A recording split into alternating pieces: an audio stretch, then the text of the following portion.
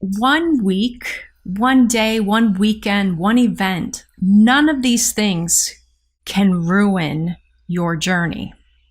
They can slow you down. They can be a hurdle. They can be a speed bump. But they only become a complete reversal of everything if you allow them to continue in the wrong direction.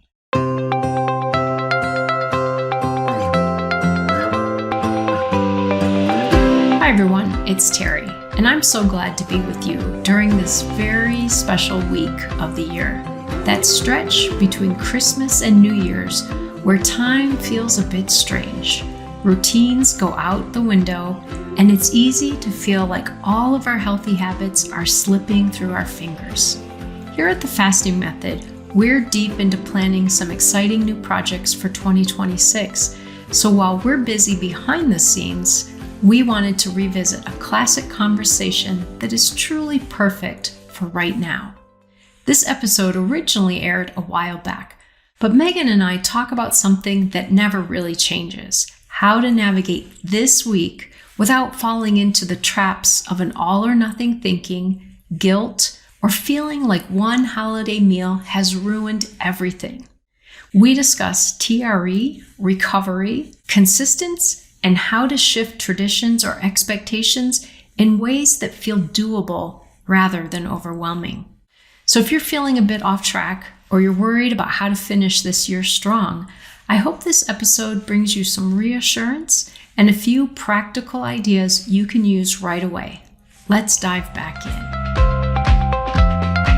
So today we thought we would talk about this week that we constantly hear just complete and total dread from our community members about: the week between Christmas and New Year's. And part of our messaging today is that it is a week. And what we really need to be focused on is not the week between Christmas and New Year's, but the time between New Year's and Christmas. Terri, what are your thoughts on this conundrum that comes up every year as we go into this holiday week? I was kind of laughing this morning, Megan, thinking about what to say in this episode because I feel like I can sum it up in 1 or 2 sentences, and I'm just going to keep saying it. But the idea that 1 week, 1 day, 1 weekend, 1 event, none of these things can ruin your journey. They can slow you down. They can be a hurdle. They can be a speed bump. But they only become a complete reversal of everything if you allow them to continue in the wrong direction. So learning how to see it as 1 week, see it as 1 weekend, 1 day, 1 meal, 1 event, whatever it is, rather than it is the start of your demise. Because most of us have experienced, we have allowed these things to become our downfall. And so that's the big mindset piece that I hope that people will work on this year. Something that I think people also struggle with is this all or nothing mindset. And I know we've touched base on it on recent podcasts, but I really think going into the week ahead that we need to discuss it and bring it up another time. And many of you listening, you're doing pretty intensive therapeutic intermittent fasting. 248s a week, 342s, or a combination of 324 to 42s.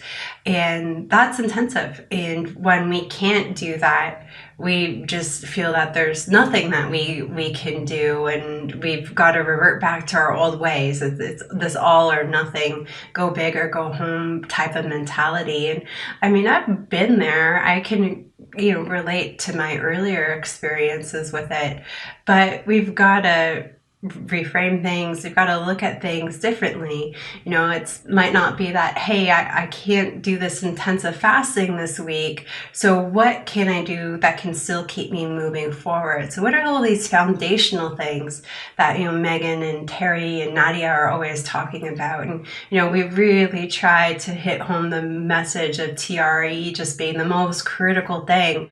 And it truly is. Like, I've worked with so many people that will fast like maniacs, but don't practice TRE. and they just are constantly treading water. They're barely inching forwards. And the TRE practice is just so critical. So doing that for a week and practicing that, and I'll often tell people, doing a 5-day fast, sure, that's cool. Like people, want to celebrate that. And, sure, if you can do one and you do one, that's great. But it's so much harder to do TRE. It's so much harder. So if you really want to blow my socks off in a community meeting or in a client call, I want to hear about your week of super awesome TRE. Anybody can do a 5-day fast. But doing a week of really well-controlled TRE, like that is gold star work. So I think, this is a great period of time to practice that and just to see how much great progress you can make doing TRE, or at the very least maintain during this crazy time of the year when the foods are a little bit more out of our control. I think that's so important, Megan, that oftentimes people use words like just and only when they're referring to shorter fasts or TRE. They make it sound like that is such a minimal effort that it doesn't even count, like they get no credit for it. But they're not giving themselves credit for it. As you said, it's actually so foundational. We've had several episodes specifically focused on it. So it's super important and challenging to do. And I can think of over the past few holiday seasons, I've had people come back in January, and I know they were really nervous. And I stopped seeing them maybe end of October, early November, as the holidays were really ramping up. And they came back in January and they said, Terri, I didn't gain any weight this year. I said, well, how'd you do that? And they start talking about I don't know, because I did eat this and I ate all of these things and I even had these. And I asked about their TRE and they said, oh yeah, I did TRE all of the time. I never ate more than 2 meals on any of those days. And you can see the light bulb go off over their head. Like they finally get it. It isn't just the food that they're eating, it's the frequency. And if they can work on that and keep that reined in, the holiday doesn't have to be a time where they unravel. My first Christmas doing full, straight, perfect eating, I'll say. But I let myself eat for days. My husband had just moved to Canada, as strange as that might sound. We weren't living together in the same country. And I knew there was going to be a lot of temptation for both of us. And I just didn't want to start his journey in Canada, on the wrong footing when it came to our lifestyle. So I went out and I bought all of the great things. And then what did we do is we ate 10 hours a day for 7 days straight. And we gained 4 pounds each. It was pretty wild. How that goes. And at that point, I was a newbie to this lifestyle. I had practiced good TRE the holiday before, and the foods were perhaps not, all of my foods, but I still did very well. And I lost weight during that particular time. So we just don't give these principles, these basics of fasting and this way of eating, we don't give it a lot of love. And we really need to embrace it during this holiday season. And then so many of us, we have a meal that goes sideways. We're all human. I've been there. I'm sure, Terri, you've been there. I know Nadia's been there. A whole team, right? And it's a journey for all of us. And what we need to remember is that it's not a failure, it's a lesson.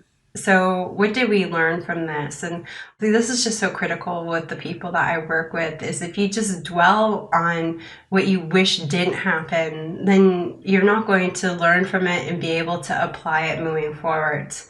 So you had that holiday work party and you were not in control of the foods and you were rushing around getting ready for your own holiday celebrations. You didn't have time to eat that fatty meal before showing up. So you show up hungry. And a lot of these foods that you're trying not to have, they're so much more tempting. And you end up diving into them and feeling awful the next day, not just physically, but mentally and emotionally. And it's just like, okay, so instead of just focusing on this, I blew it, so now this whole week's going to be blown, or I'll just start again in January, Don't do that to yourself. Think, hey, okay, I had an experience and I can learn from it. And that learning is great because it will help me next time. So what can I learn from it? Okay, well, maybe if I was really busy, maybe next time I can bring some cold, bacon in the car. I can eat an avocado in the car, some hard-boiled eggs or something. Or I can just grab some dark chocolate and put it in my bag or my, significant other's bag. So when I'm really tempted by some of the desserts and pastries, I've got that dark chocolate to go to, and no one will really know because everybody else there is eating stuff. But I've got something that I can learn. Or when you show up to these events, I know I'm hungry, I'm going to go straight towards the vegetables and the meat and those type of things, and I'm going to make sure I start my eating there. And we can always learn from that. If we don't learn, then we're never going to, be able to improve the situation the next time. And these are constant things that are going to be brought up, not just at the December holidays, but throughout the rest of the year. People really expect to have this perfect linear journey of success, and that's not it. It's a very squiggly line with ups and downs. You want to be trending in the right direction, but how you get to your goal is really taking the lessons that are learned and applying it and celebrating those lessons. It's like, okay, I learned what to do next time at a holiday party when I show up hungry and there's a lot of temptation, and I get to try that next time. Then next time you make different choices and you feel better. And that's really how we make progress. There's no magic supplement that you can take. There's no magic protocol that you can do. You've got to live this. And you've got to apply it to your life, and you've got to learn from your experiences, and then you've got to apply those lessons as future events pop up. I think another really important piece of that concept that you were just talking about of, learning from it and how to apply it in your life is the idea of, as you mentioned, things are going to happen. There are going to be meals that you didn't plan to eat and you ate because it just fit better into your schedule, or you had no control over what the food choices were. And I always talk then about the idea of recovery, how you bounce back from that. And you highlighted this, Megan, that most of us still struggle with a mindset that says, oh, I ate something that was off track. Now my whole day is ruined. Now my whole week is ruined. Now all of December is ruined. Now all of 2022 is ruined. Instead of saying, okay, I ate a meal, or I had a weekend, or I even had a week that was off track. How do I get back on track? Again, going back to those basic skills. Oh, I'm going to do some fat fasting foods today because I was really off track yesterday. So rather than seeing it as it's ruined, because part of our brain does this, it convinces you it's okay to keep going down that negative path because you've already started down that negative path. And if you think about other areas in our lives, we don't do that. If you have been overspending money, you don't say, well, it's okay, I already started to, I have to finish it out now and just spend all my money. No, you recognize, okay, I spent too much last month. No guilt, no shame. What do I do today? What do I plan this week? How do I budget now? And anyone in our community or who has listened to me anywhere probably knows I always use this analogy that I borrowed from Molly Carmel. And it's the idea of while you're driving, you hit you go over some nails or something and you get a flat tire. So this is you going to that holiday party and eating wildly off course. You recognize you have a flat tire. The ideal thing to do is to go back to the car, go to the trunk, get the tire repair kit and the jack, or get your phone and call the auto repair service that can come meet you there and fix your flat tire. And then you just keep going in your journey. That's recovering.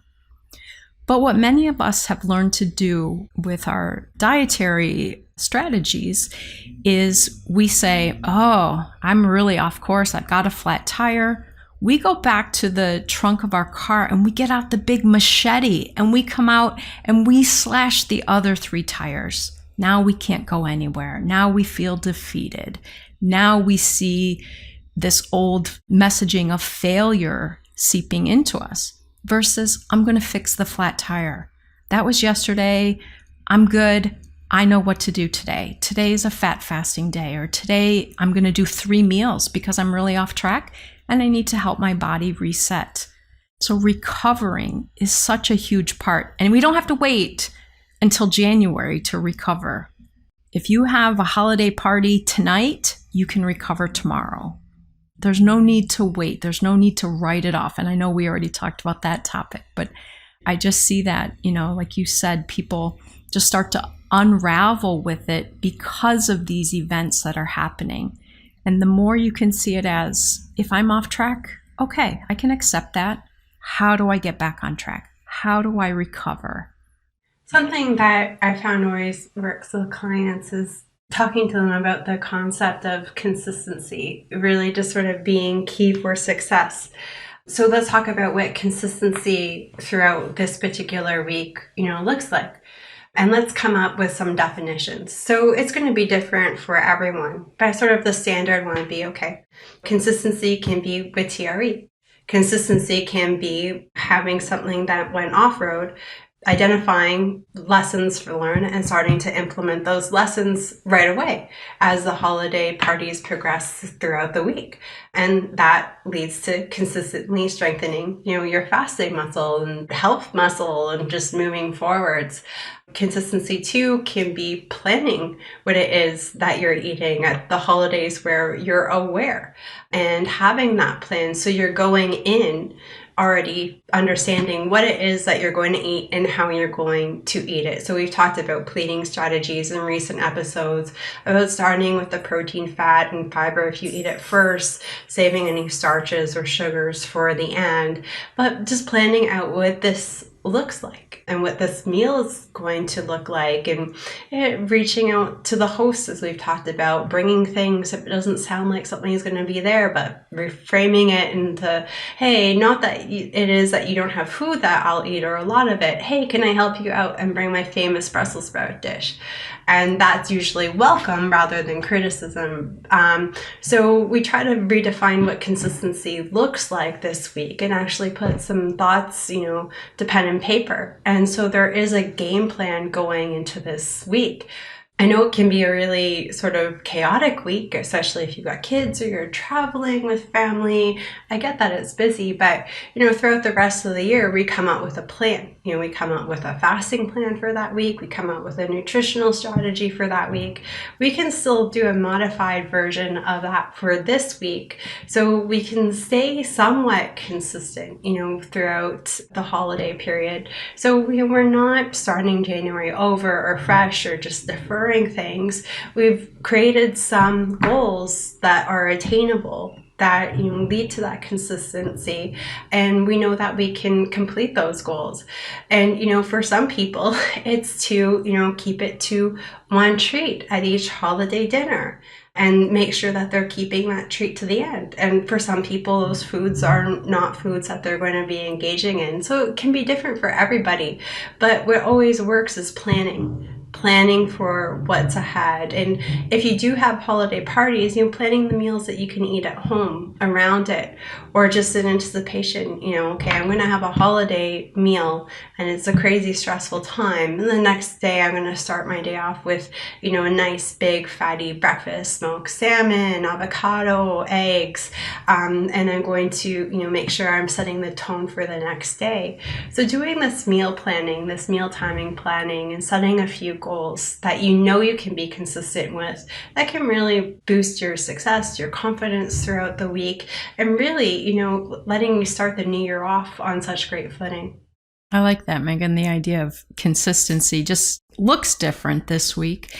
And you used a word in there that is running through my mind now, modification. And it makes me think of times when I've been in maybe a fitness class or doing some type of a workout program, and they do some things that physically I'm unable to do. I've had frozen shoulder. So the person that I was working out with needed to give me some modifications. We didn't just say, okay, you just don't work out because you have frozen shoulders.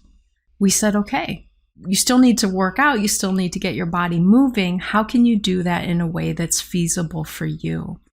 Years ago, I was in a CrossFit class and I could not do standard push-ups. And he said, that's okay. He put a couple of weight plates on the ground so that I only had to come down a few inches.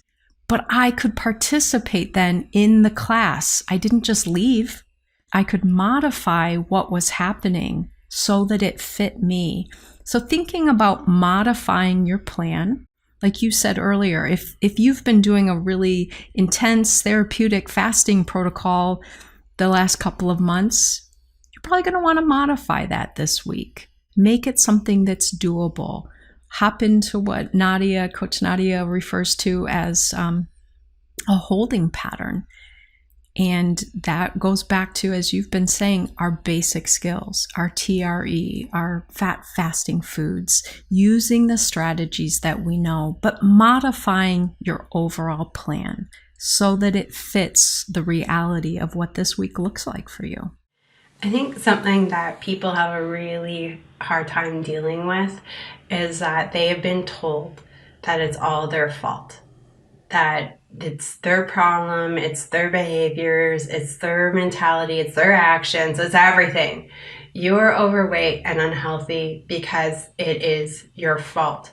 Just like there's an election that happened recently in the US for state senator, and one of the senators wants to work on some insulin price control, and the opponent said, no, just make better choices. And it was just so disheartening for someone who works on this side. It's like, well, stop giving them awful information.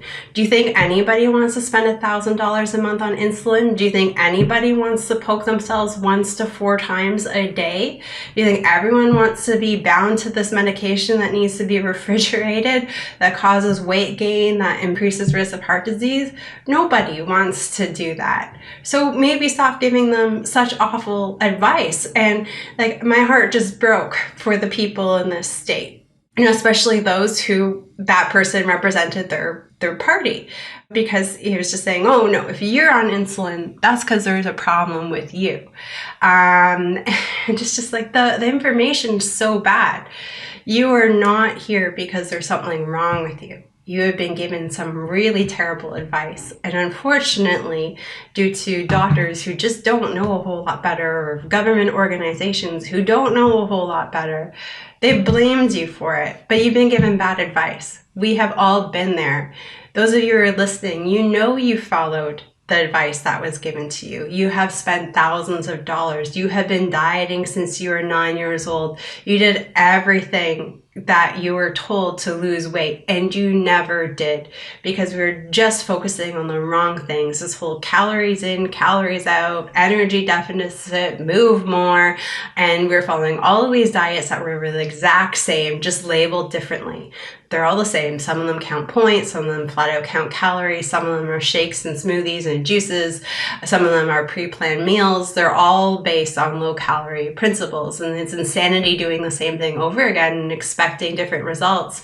But that's what mainstream tells us to do, and then they make us feel bad about it. But this is not your fault. You're not here, and you're not on this journey because it is your fault. We're given awful advice. In fact, they just released some new guidelines for women and infants, like particularly around pregnant and nursing women. And it's just like, oh my goodness. We're seeing, this epidemic of kids under the age of 10 with type 2 diabetes. Most of them are around 7 or 8. Now we're going to start seeing it under 5 with some of this advice. The advice is awful. So it's not your fault. So when we have a meal that might have some holiday traditions in our family, and we haven't quite worked out what our relationship with that is yet, or we eat some of these foods that were older foods to us but are no longer our foods, we always feel like such failures. But it's none of this is your fault. None of this. So we've just got to learn from the lessons and modify the behaviors moving forwards. There's just so much blame. And all of you who are listening have been so blamed by mainstream. And you're doing everything right. I took a year and dedicated to doing everything right. And the end result was type 2 diabetes and nearly 60 pounds of weight gain.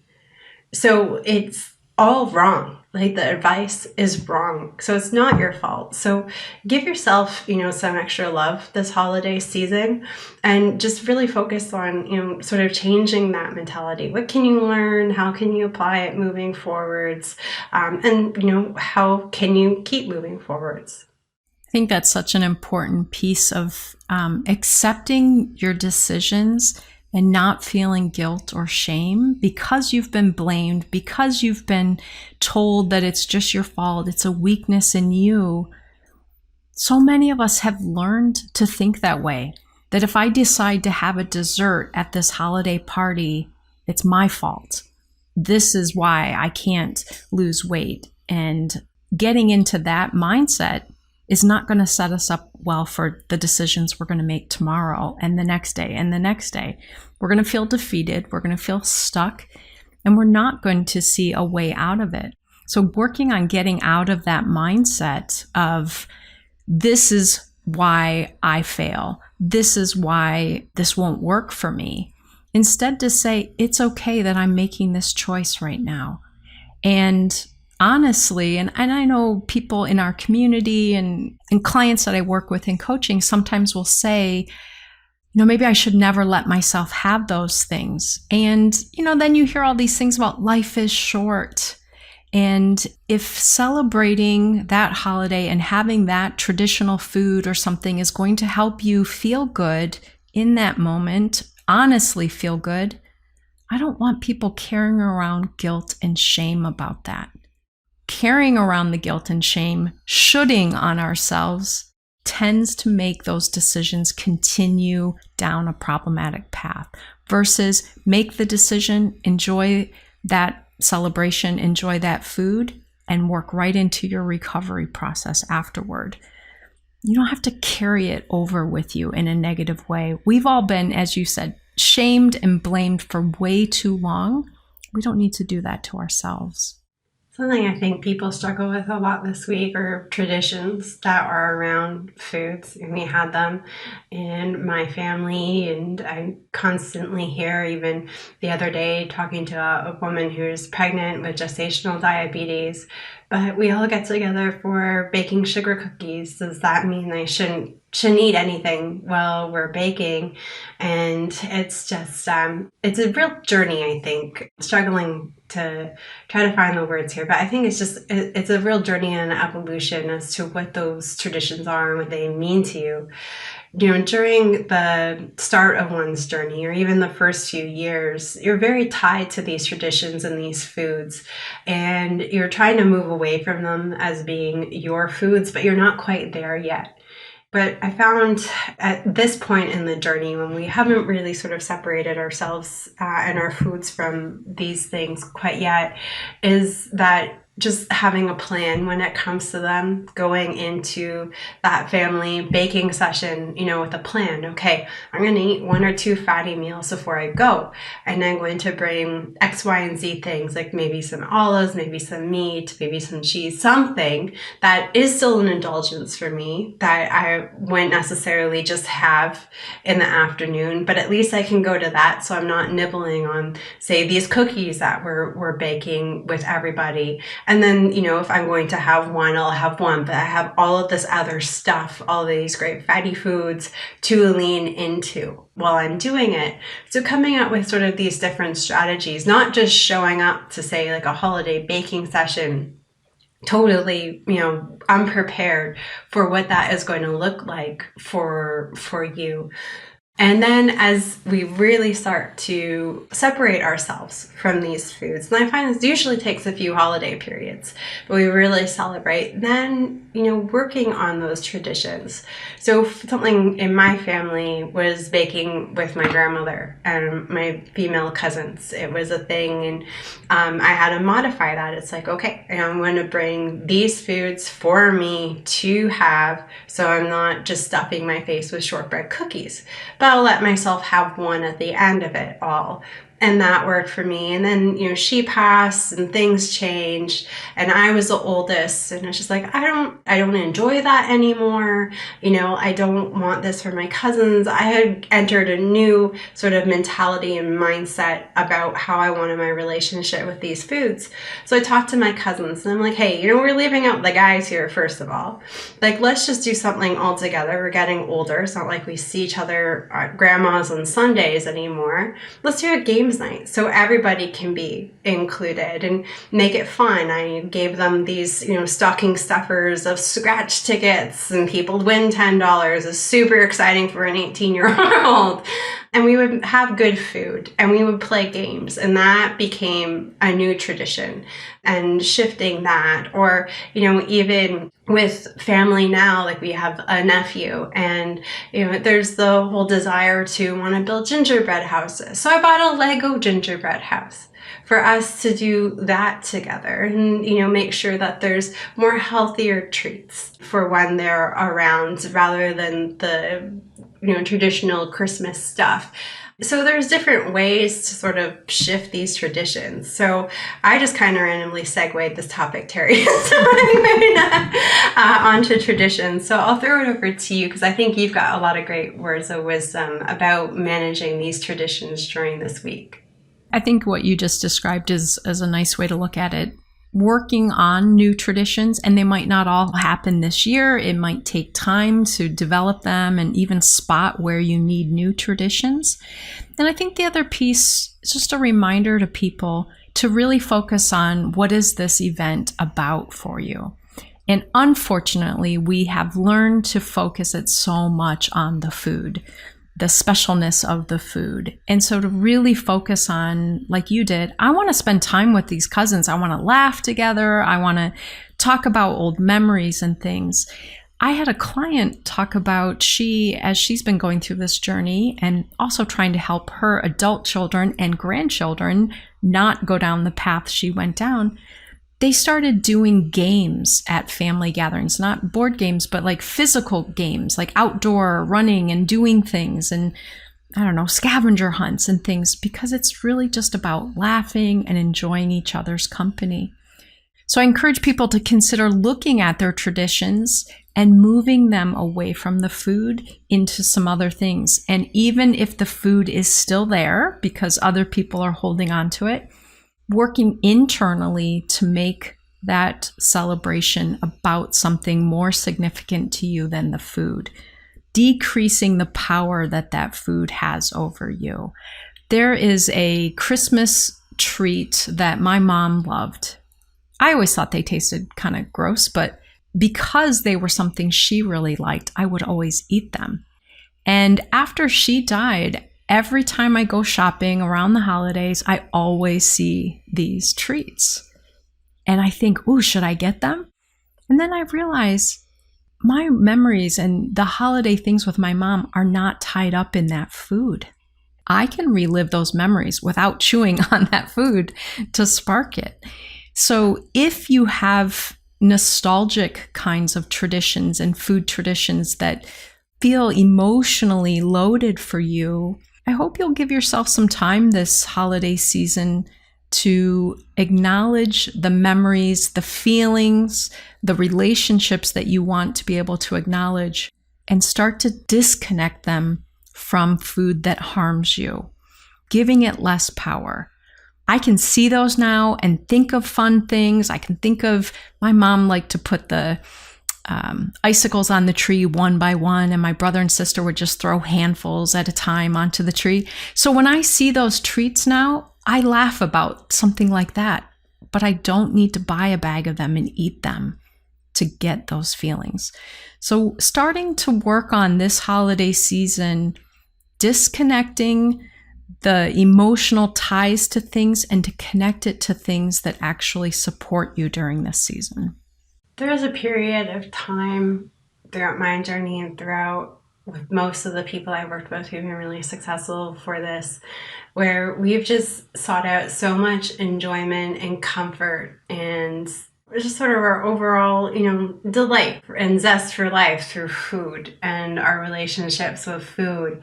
And it's not that I want anyone to go through a period of time where food isn't something to be enjoyed. We don't want to associate it with negativity, but it's really about identifying those feelings or the reasons why you might need to feel those things and look for other outlets to find that enjoyment and comfort and excitement. And it's people who really, I think, focus on this that are able to make a lot of headway. You should enjoy every meal that you have.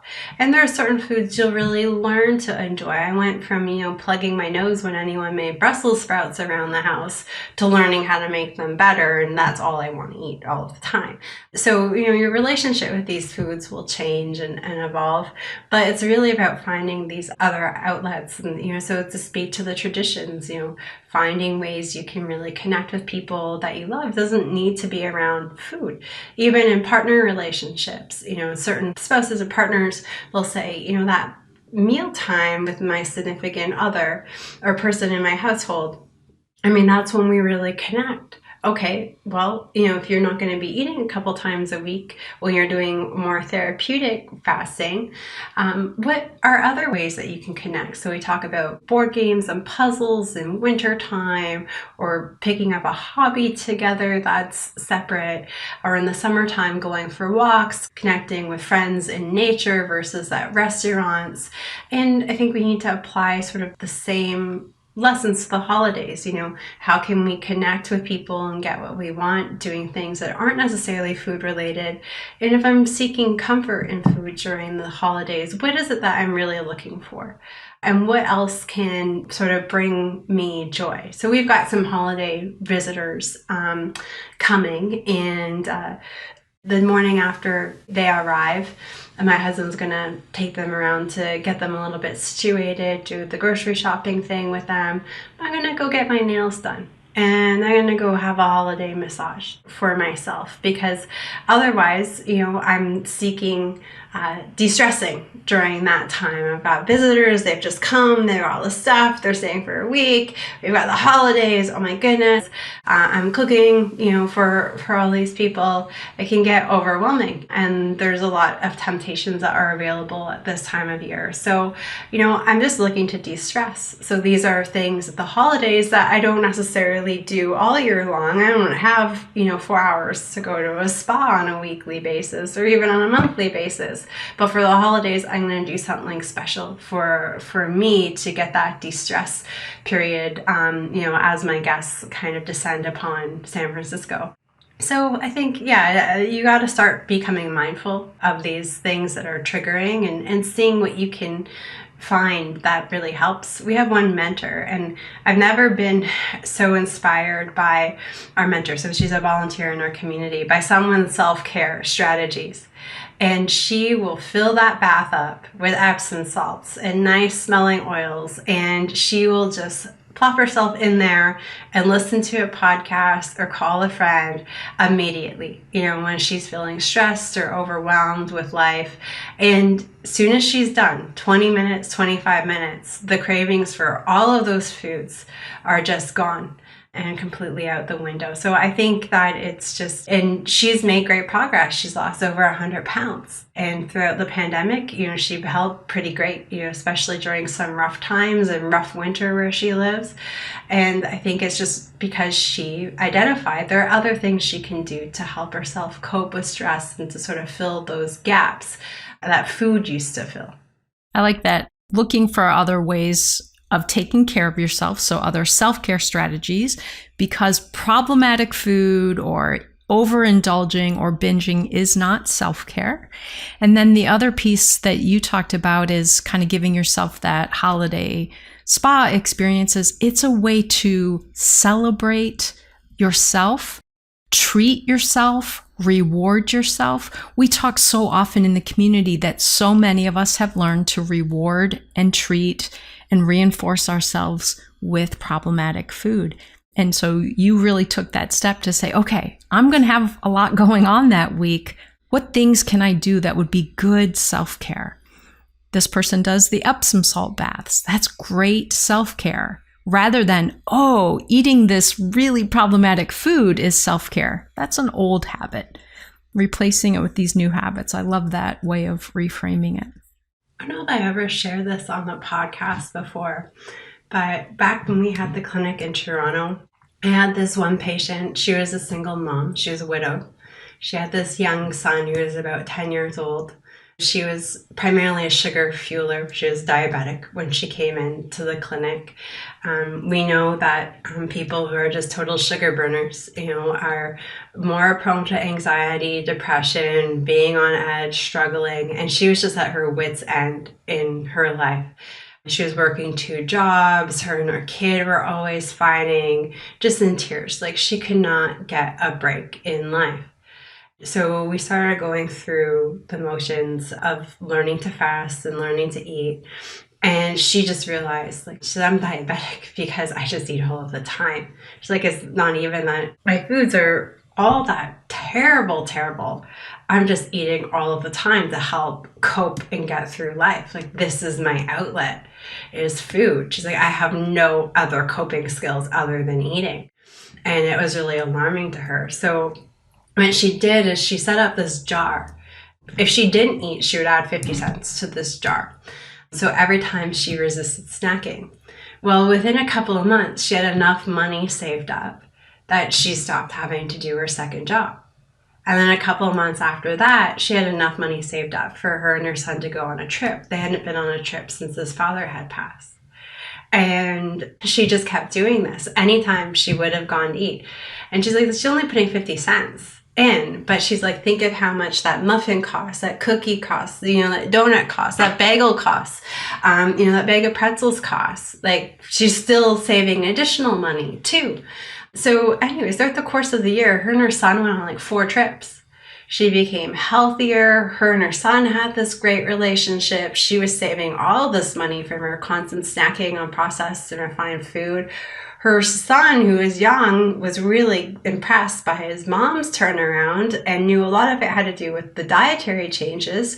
And he stopped eating a lot of junk food. Like, he told her, Mom, don't buy pop anymore. We can put that money in the jar when we want to drink pop. Or, well, in Canada, we call it pop soda to our American friends.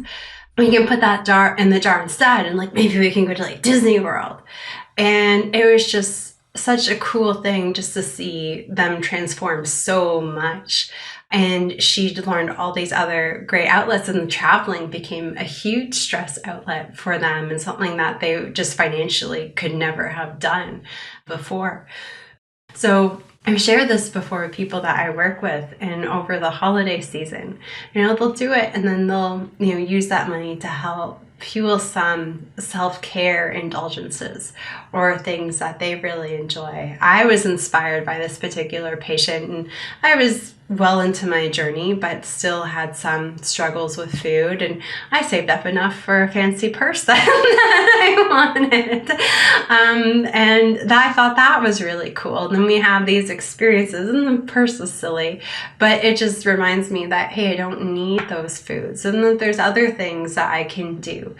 Because each time I resisted, the pretzels or the popcorn or whatever I was struggling with, I found something else to do, and enough of it that I ended up getting this sort of prize at the end that I found really rewarding. So, that's something people might want to think about this holiday season too, is, what are some of these things that you desire to do, that you want to do, that you want to gift yourself and your family, or maybe next year for the holidays, maybe you want to go on a trip with your family or see loved ones that you haven't been able to see, and try some of these strategies. They're playful. You can put a quarter in a jar. You can put a penny in a jar. Well, not if you're Canadian, because they got rid of the pennies. But yeah, it's cool to see some of the fun things that you can do. And I just found that's been a unique strategy to help force people through good motivation. Money is always a good motivator, but to find other self-care strategies to help get them through those snacky, tempting moments. And it really highlights the reward piece. We really do. Most of us respond to being rewarded. Unfortunately, we have learned to reward ourselves with indulgent food. So learning new ways to reward the behaviors you want to create. I want to create my non-snacking behavior, so I'm going to reward that. I'm going to reinforce it. And I think that's a great idea. Well, thank you so much, everyone, for listening today. And we hope that you just have a really wonderful, safe, healthy holiday season with your loved ones. Stay connected to your communities too during this time. I know it's not always a happy season for everybody, but make sure you lean in and you work on finding what consistency means for you this holiday season. Take good care, everybody. Happy holidays. I hope revisiting this episode gave you a little breathing room and some helpful perspective for navigating this strange but meaningful week of the year. Remember, your journey isn't defined by one day or one event. You can recover, you can reset, and you can keep moving forward with compassion for yourself. If this episode helped you, please share it with someone who might be feeling the same holiday overwhelm.